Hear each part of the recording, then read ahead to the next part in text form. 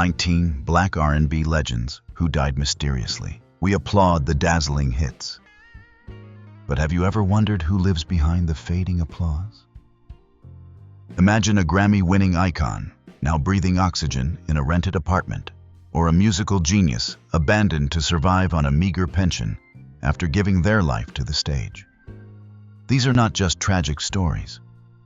They are the bleeding hearts of artists, buried alive beneath the glitter of Hollywood. Welcome to Melanin Spotlight. Today we expose the chilling reality of legends who gave everything to the world, only to be cast into the dark by a system that extracts their soul and discards the shell. Subscribe now, hit the notification bell, and comment below, why does the industry systematically discard its greatest souls? Jesse Belvin died age 27 in 1960.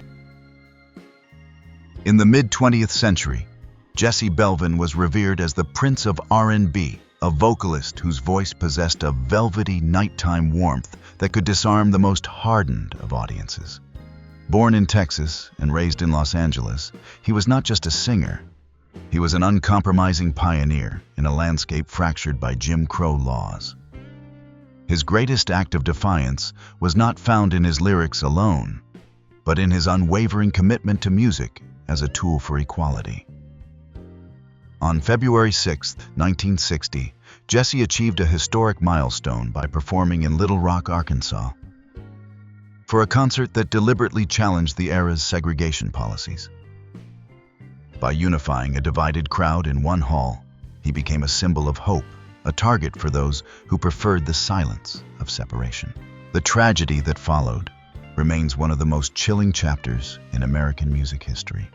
Just hours after his triumph in Little Rock, the car carrying Jesse, his wife, and their driver swerved off a dark road and exploded. While official reports quickly moved to label the tragedy a mechanical accident, blaming brake failure, the circumstances surrounding the crash have haunted investigators and historians for decades. Observers noted that the vehicle had been tampered with, and accounts of a missing tire further fueled the belief that this was not mere fate, but a calculated assassination. Jesse had been vocal about his desire to bridge racial divides, a mission that had already brought him a stream of ominous death threats in the days leading up to his final performance. At the young age of 27, Jesse Belvin's life was extinguished just as he was beginning to leverage his fame for true social justice. To compound the tragedy, his final recordings, including songs celebrating unity and equality, were effectively erased by his record label, buried in archives that have never seen the light of day. Today, his legacy stands as a stark, haunting reminder that for artists who dare to challenge the status quo, the price of truth can sometimes be paid in blood. He remains a lost crown prince of soul, a voice that was silenced not by a lack of talent, but by an era that feared the power of his unifying song. Billy Stewart died age 32 in 1970. Billy Stewart was a musical titan, a man whose massive frame was matched only by the sheer, unmistakable power of his voice. With his signature staccato style and rapid-fire improvisation, he brought a revolutionary energy to R&B that made him an icon of the late 1960s. Yet Billy was never content with just being a hitmaker. He possessed a restless ambition to move beyond the limitations of standard love songs. By 1970, he had begun developing a deeply personal project, a set of songs titled Thick Soul, that aimed to chronicle the neglected struggles and harsh realities of the exploited and poor. It was a bold pivot towards social protest that placed him directly in the crosshairs of an industry that preferred their stars to remain compliant and profitable. The end came with a chilling abruptness that remains a point of intense suspicion.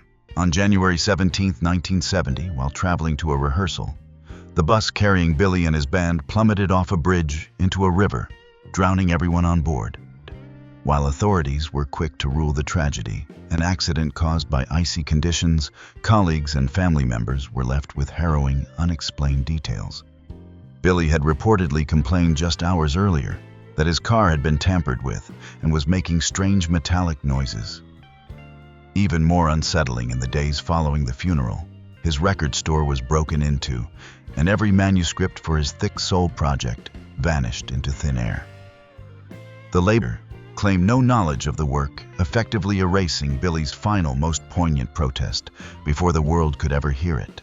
He was only 32, a powerhouse silenced, just as he found his true voice of resistance. King Curtis died age 37 in 1971. King Curtis was the undisputed monarch of the saxophone, a session virtuoso whose melodic riffs became the literal heartbeat of the soul era. From his work with legends like Aretha Franklin to his own electrifying solo catalog, his horn spoke a language of raw, sophisticated passion that defined the sound of a generation. Unlike the stereotypical image of the wild rocker, Curtis was known for his calm, disciplined professionalism, rarely inviting controversy into his life. This made his final violent chapter even more jarring to the world of music. On August 13, 1971, shortly after finishing a recording session for a song titled Starlight Riot, a track reportedly addressing the escalating tensions of police violence, Curtis returned to his New York apartment. He never reached his front door. He was confronted by a stranger in a neighborhood dispute that escalated, instantly resulting in Curtis being stabbed twice in the chest. He collapsed on the stone steps, his lifeblood spilling out in a tragic premature end to a legendary career. While a suspect was eventually arrested for the crime, the surrounding context remained shrouded in shadow. Friends and associates later revealed that Curtis had been the target of multiple anonymous, menacing phone calls in the week leading up to his death, specifically warning him that his saxophone would be silenced forever if he dared to release his new music. Following his death, the master tapes for Starlight Riot were pulled from his project. His contract was abruptly terminated, and the song was effectively buried. King Curtis was just 37. His death was not just a loss of a man, but the calculated silencing of a voice that had dared to play the truth to a world that preferred to keep the lights off. How do you view the tragic endings of legends like Billy Stewart and King Curtis? Do you believe these were mere accidents of history? Or were their voices viewed as too dangerous by the establishment? Share your perspective in the comments below, and make sure to subscribe to American Icon Stories as we continue to uncover the real, unvarnished truths behind the legends who shaped our world. Ace died age 25 in 1954.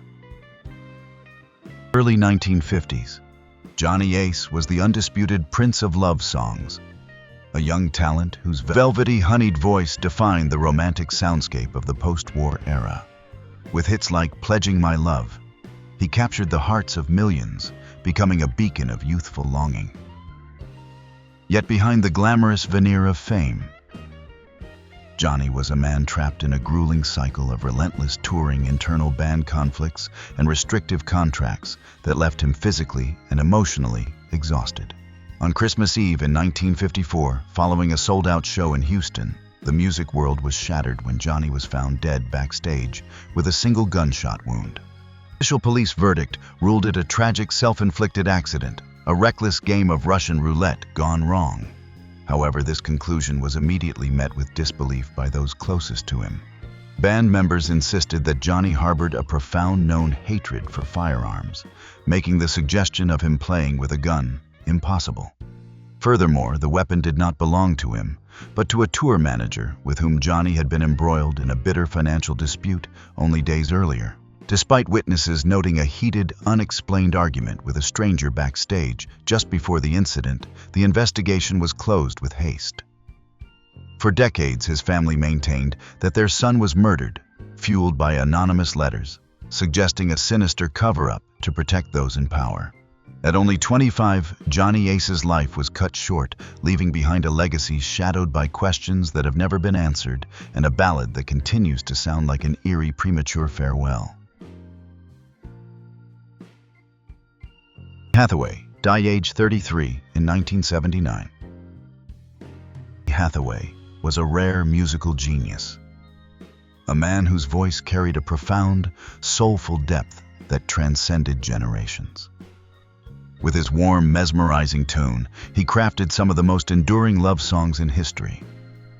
Yet his brilliance was mirrored by a private, agonizing struggle with mental illness. On January 13, 1979, the music world was decimated when Donnie was found dead on a glass roof outside the Essex House Hotel in New York City, having fallen from a 15th-floor window. While authorities quickly closed the case as a suicide, those who knew him best have never accepted that narrative. Hours before his death, Donnie had been in the studio with his longtime collaborator, Roberta Flack, recording the love song, "You Are My Heaven." Colleagues described him as joyous, optimistic, and actively planning a return to live touring. The physical reality of the hotel room also defied the official report. The windows were designed to be immovable, making an accidental fall or a solo exit physically improbable for a man in his state. A housekeeping staffer reportedly heard a violent struggle inside the room moments before the window broke. Yet no deeper investigation followed. Perhaps most haunting was the discovery of a manuscript on his desk containing the line, "They want my voice, but not my truth." Whether Donnie was truly battling his own mind or being crushed by an industry that refused to support a brilliant vocal black artist, his death remains a tragic melody cut off in its prime. Cardi, age 58, in 2001. Carr possessed perhaps the most agonizingly beautiful voice in the history of soul music. When he sang "The Dark End of the Street," it was not merely a performance. It was a raw, devastating confession of a generation torn apart by poverty and isolation. Yet the man behind the music lived his entire life trapped in the shadows of schizophrenia. He moved in and out of hospitals like a recurring nightmare, sometimes lucid and sage-like, other times retreating into the corner of the studio in silent, haunting tears. When he passed away in 2001, his death certificate listed heart failure, but the circumstances surrounding his final days were far more unsettling than a simple medical diagnosis.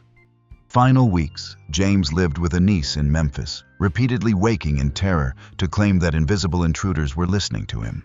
The family dismissed it as paranoia, but their skepticism vanished when his medication box was found to have been tampered with. The lithium dosage was measured at 3 times the normal level. When the family attempted to have the substance tested, they were met with a wall of institutional silence. After he was found unconscious, a stranger claiming to be a copyright agent immediately appeared at the home demanding access to all his unreleased recordings. Much of his work later surfaced under the names of other artists. James Carr did not die merely of illness. He perished in a world that sought to extract the value of his soul while leaving the man himself to wither in the dark. Wilson died, age 49, in 1984. Wilson, known to the world as Mr. Excitement, was the absolute embodiment of pure kinetic energy, with a stage presence that could ignite an entire arena with a single glance or a flick of his foot. He was a giant of the performance world. Yet the man who brought such electrifying light to others suffered an existence defined by crushing exploitation. He was stabbed for love, bankrupted by the predatory greed of his managers, and locked into ironclad contracts that drained his finances for decades. On September 29, 1975, while performing Lonely Teardrops, the music world watched in horror as he collapsed on stage. The public was told he had suffered a massive heart attack, but a sound technician present that night famously claimed Jackie had complained of a strange, sweet taste in the water he drank moments before. The water was never tested.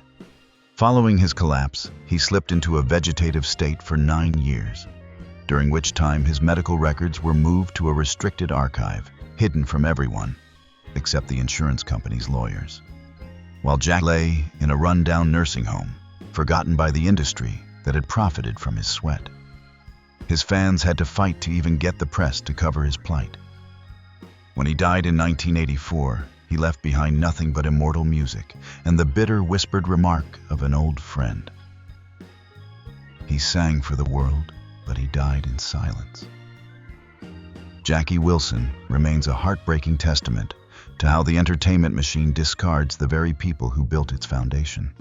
These stories change how you hear the music of James Carr and Jackie Wilson. Is it possible that the glory we see on stage is often paid for by the suffering of those who were never allowed to be truly free? Share your perspective in the comments below, and make sure to subscribe to American Icon Stories as we continue to uncover the real, unvarnished truths behind the legends who shaped our world. Zulema Kosoz died age 66 in 2013. Zulema Kosoz was the haunting ethereal voice hidden within the golden clouds of 1970s soul. As a prolific songwriter and the lead vocalist for the group Faith, Hope, and Charity, she collaborated with icons like Aretha Franklin. Yet her own solo career was systematically stifled. Despite possessing a vocal range that could define the era, Zulema eventually vanished from the spotlight, retreating into a quiet, reclusive life in Florida. When she passed away in 2013 at age 66, the music industry maintained a chilling silence. There was no public funeral, no official tribute, and no disclosure of the cause of her death. Final years, Zulema had confided to neighbors that she was tirelessly working on a final musical project meant to reclaim her narrative. However, in a move that remains deeply suspicious, all of her recordings, the culmination of her life's work, disappeared from her personal computer shortly after her passing. An old friend revealed that Zulema had been drafting a scathing letter denouncing the record labels that had suppressed her copyright and creative freedom for decades. That document was never recovered. Zulema's departure was not merely the end of a life. It was the final silencing of a woman who had dared to hold the truth. She died in the shadows of an industry that had once praised her talent only to treat her legacy as disposable. Riperton died age 31 in 1979. Riperton was the goddess of octaves, a singer whose ability to reach impossibly high notes made her a beloved cultural icon. Her hit, Lovin' You, became the ultimate anthem of tender, unconditional love. But behind the serene, angelic public persona lay a devastating reality. At just 29, Minnie was diagnosed with breast cancer. In a tragic era where the industry often prioritized a star's marketable image over their survival, Minnie delayed aggressive treatment, a decision many in her circle believed was pressured by a label. Terrified that a diagnosis would destroy her commercial viability. In her final months, Minnie sat alone in the studio, pouring her terror into a private diary. A technician later recalled her haunting words, "I'm not afraid of dying. I'm afraid of being forgotten, as if I never existed." Even in her weakened state, her creative spirit was relentless. Yet when she finally succumbed to the disease in 1979, the industry's response was cold. Her label withheld a final recording intended for posthumous release, effectively burying her last words to her fans. Minnie Riperton's death serves as a bitter, painful lesson. The entertainment world often values the voice, but not the soul behind it.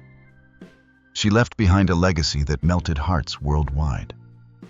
But her short life was a sacrifice made on the altar of an industry that demanded she perform even when she was breaking. These stories change how you hear the music of Zulema and Minnie. Is it possible that the glory we see on stage is often paid for by the suffering of those who were never allowed to be truly free? Share your perspective in the comments below, and make sure to subscribe to American Icon Stories as we continue to uncover the real, unvarnished truths behind the legends who shaped our world. Ruffin died age 50 in 1991. Ruffin was the magnetic soul of the Temptations, his gritty, soaring baritone providing the irreplaceable spark on timeless hits like My Girl.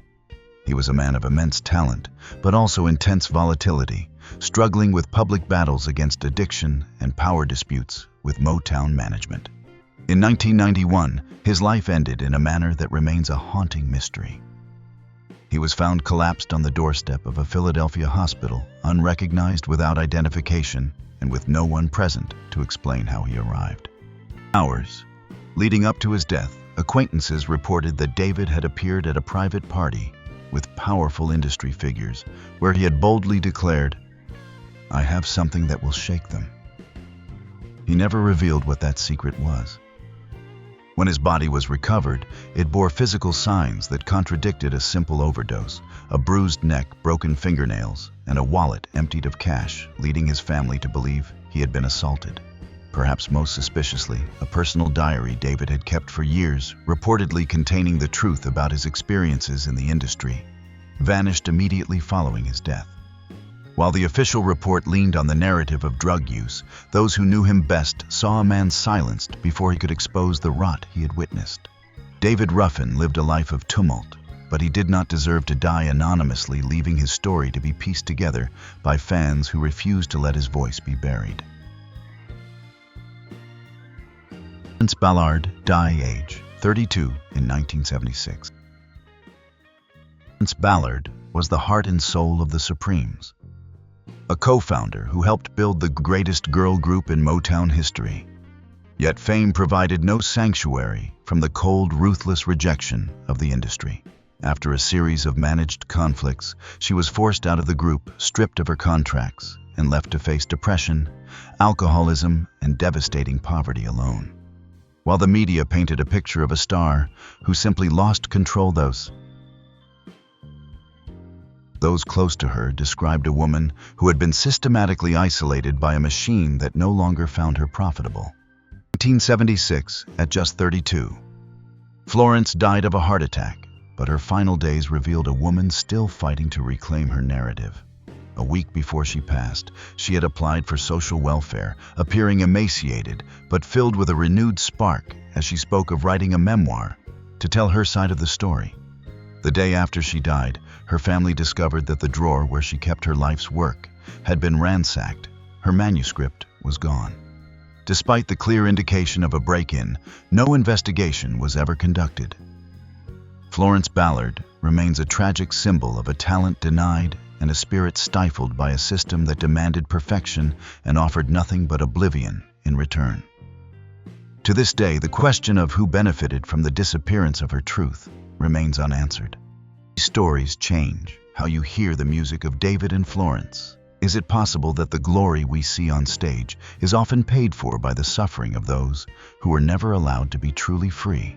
Share your perspective in the comments below, and make sure to subscribe to American Icon Stories as we continue to uncover the real, unvarnished truths behind the legends who shaped our world.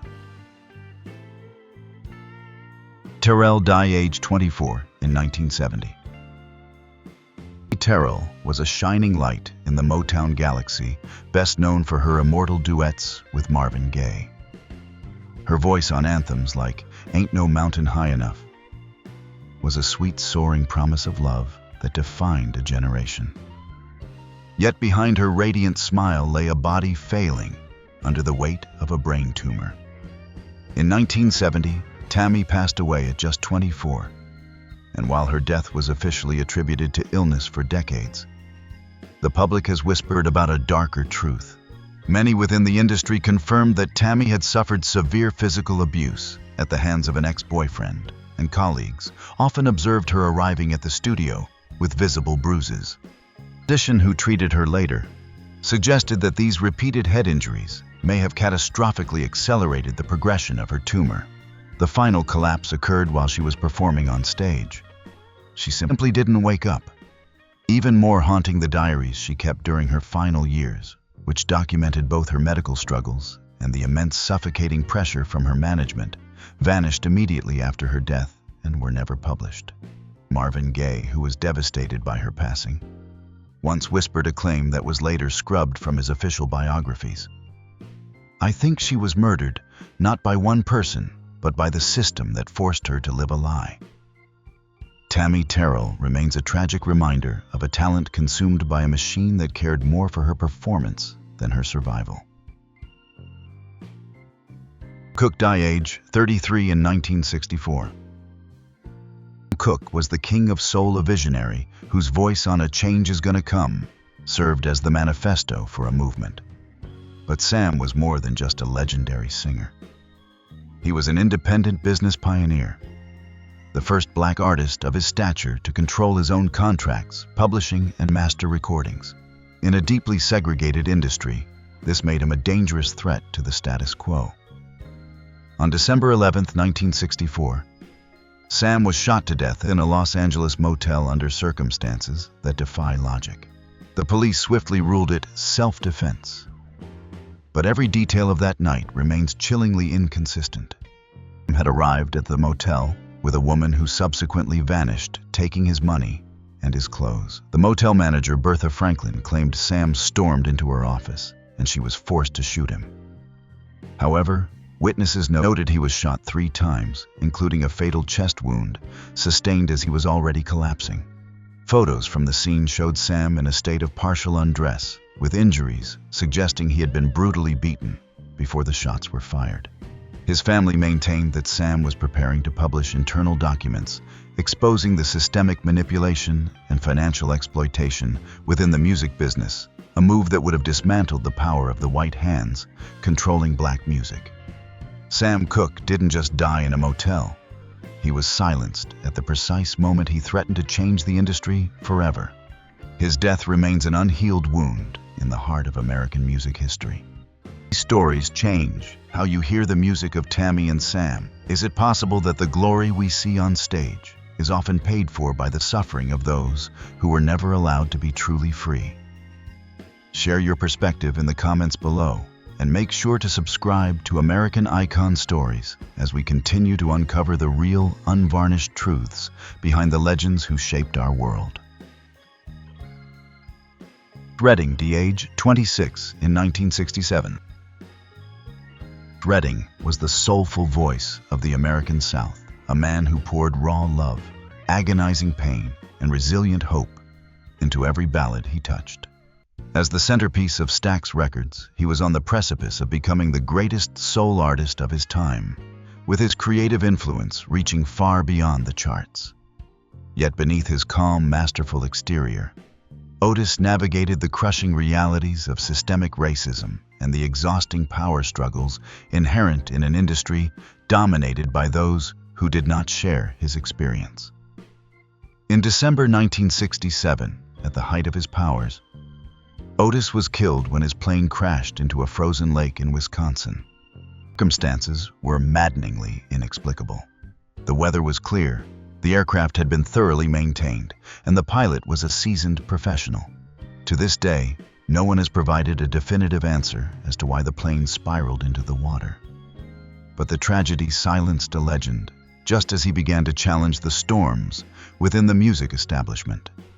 Shortly before his death, Otis had been recording new material that reportedly contained lyrics hinting at a major shift in his creative direction, a move towards songs about systemic change. All those recordings were promptly canceled and suppressed. Fans have forever wondered, did Otis truly die in a random accident? Or did he fly too close to the forbidden zone of artistic and political freedom? At 26, his voice was extinguished, leaving behind a legacy of what might have been. Gay, age 44 in 1984. Gay was the definitive voice of love, desire, and social rebellion. A man who gave the world everything, while his own spirit was being torn apart. Few realized that beneath the suave persona lay a life defined by religious obsession, deep-seated sexual conflict, and a childhood marked by the brutal violence of his father. On April 1, 1984, the world lost a genius in one of the most harrowing ways imaginable. During a fierce argument, Marvin was shot and killed by his own father in their shared home using a gun Marvin himself had given him for protection. Final days before his death, Marvin had descended into an agonizing state of dread. He repeatedly confided to his inner circle, "I feel like someone is pushing me toward destruction." A personal assistant recounted that Marvin had meticulously planned to leave his home and start a new life, finally escaping the suffocating environment he had been trapped in for years. But the night before the shooting, he called a friend in tears, hauntingly prophesying, "I won't live to see my 45th birthday." While the police concluded the case as a domestic murder, the public remained haunted by the feeling that Marvin's death was not merely a family dispute, but the final collapse of a soul who had been exhausted by the weight of being a global icon. He was a man who spent his life singing about love, yet he died in a house where love had been systematically replaced by fear and control. These stories change how you hear the music of Otis and Marvin. Is it possible that the glory we see on stage is often paid for by the suffering of those who were never allowed to be truly free? Share your perspective in the comments below, and make sure to subscribe to American Icon Stories as we continue to uncover the real, unvarnished truths behind the legends who shaped our world. Jackson died age 50 in 2009. Jackson was not only the undisputed king of pop, but also the first global black icon who dared to shatter the barriers of mainstream entertainment culture, forcing the world to rewrite the rules of fame. Yet as his brilliance grew, so did his isolation, living in a world of unimaginable wealth and relentless, suffocating scrutiny. He became a target for countless accusations and professional vultures. On June 25, 2009, Michael was found dead in his Los Angeles mansion after his personal physician administered a lethal dose of propofol, a powerful anesthetic strictly reserved for clinical operating rooms. Death was officially recorded as a medical accident, leading to a manslaughter conviction, for his doctor. Millions around the world have never accepted the narrative of a simple, tragic mistake. His personal staff had noted his deepening paranoia in his final months with Michael, famously whispering to those he trusted, "If anything happens to me, don't trust anyone around me." He was in the middle of preparing for the This Is It residency, a comeback that would have solidified his control over his own catalog and future. For many, his death represented the ultimate suppression of a man who had become too dangerous to the powers that controlled the very industry he had outgrown. His passing was not just the end of a performer. It was a global trauma that still echoes today, leaving behind a legacy defined by both unmatched artistry and an agonizing, unanswered mystery. Houston died age 48 in 2012. Houston possessed a divine, once-in-a-generation voice, but she spent the latter half of her life trapped in a silent, agonizing hell. Forced by the industry to embody the perfect commercial model, she was pressured to suppress her true self, her vulnerability, and her authentic identity to remain palatable for a massive global audience. On February 11, 2012, Whitney was found dead in a bathtub at the Beverly Hilton Hotel.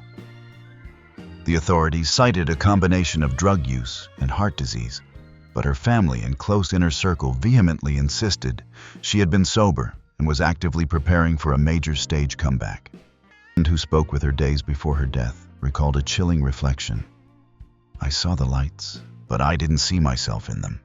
The autopsy report revealed physical signs of trauma, including a blow to the body. Yet no formal investigation was ever launched to uncover the sequence of events. Whitney died like a brilliant candle snuffed out just seconds before it could burn bright again. She didn't perish simply because of addiction. She died because she could no longer inhabit a world that valued her voice, but demanded the total erasure of her personhood. She was an angel lost in a spotlight that wanted only to consume her. Her life remains a heartbreaking reminder of how the industry can hollow out the human soul, leaving behind only a magnificent, tragic echo of what should have been. These final chapters reshape your understanding of the legends we thought we knew. Is it possible that the glory we see on stage is often paid for by the suffering of those who were never allowed to be truly free? Share your perspective in the comments below, and make sure to subscribe to American Icon Stories as we continue to uncover the real, unvarnished truths behind the legends who shaped our world. Raw biographies leave us with a polarizing question that cuts to the core of our culture. We honor the dead with monuments, but why do we ignore the living legends who walk among us in silence? Are major record labels and corporate executives the true calculating villains of this cycle, or are we as audiences equally responsible for chasing trends while leaving timeless genius to suffer alone? Should the industry face strict regulations to protect its aging pioneers? Or is the corruption too deep to ever truly cleanse? Share your honest thoughts in the comments section below. Let's make sure their voices are finally witnessed. Subscribe to Melanin Spotlight and help us keep the truth alive.